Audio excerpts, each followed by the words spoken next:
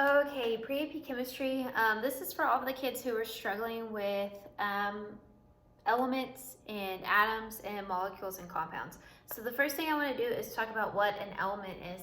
An element is just a pure substance of something. So there's specific elements on the periodic table. Those are all the elements we know about. So those elements make up everything. And sometimes we can have a pure sample, like my ring is a pure sample of gold, or sometimes we can have a mixture. So things like brass and bronze are mixtures of different types of elements. Your body, your physical makeup is a mixture of different types of elements bonded in different ways. But those elements are making up everything. And each of those elements, if we break it down as far as we can, have little individual atoms. So the example I use is my ring. So my ring is made out of gold, pure gold. So that means the only thing that is in my ring is gold, which the atomic symbol for gold is AU. That's why I have that written there. So this ring that I have is actually made up of a ton of tiny little itty bitty dots. These little dots are representing my atoms. So there's millions and billions and jillions of atoms inside my ring. They're all gold atoms. So if I want to break down the element, so my element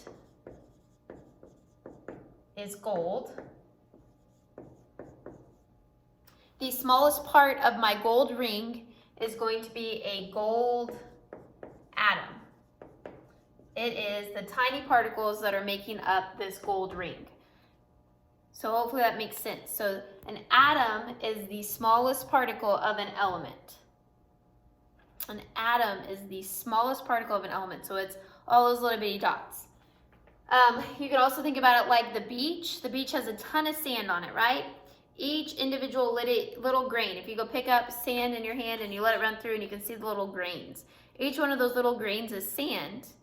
And they are what are composing that whole big beach of sand. Same concept here. These atoms are little bitty atoms of gold. And all together they are composing the element gold, this ring of gold. So hopefully that makes a little bit more sense that way. Same concept goes for water. So, or a compound. So water in this case is my compound. H2O is a compound. It's elements bonded together. So I have two hydrogen atoms and an oxygen atom bonded together. Two elements, so hydrogen is an element and oxygen is an element. Two different elements, multiple atoms all bonded together, and that makes a compound. And so water is in the ocean, so the ocean has a ton of water. If I want to just pick out the tiniest piece of ocean that I can, that would be a molecule. So the ocean is full of little H2O molecules running around.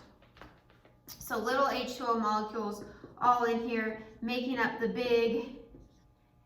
big compound of H2O. If I take a smaller sample of water, it's still going to have little bitty. To get to the smallest portion, it would be a molecule. So my compound is water. My molecule is also water. It's just talking about if I have one of them or if I have a lot of them.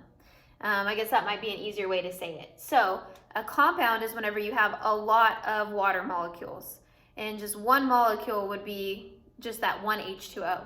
Same with the gold here. My element is gold.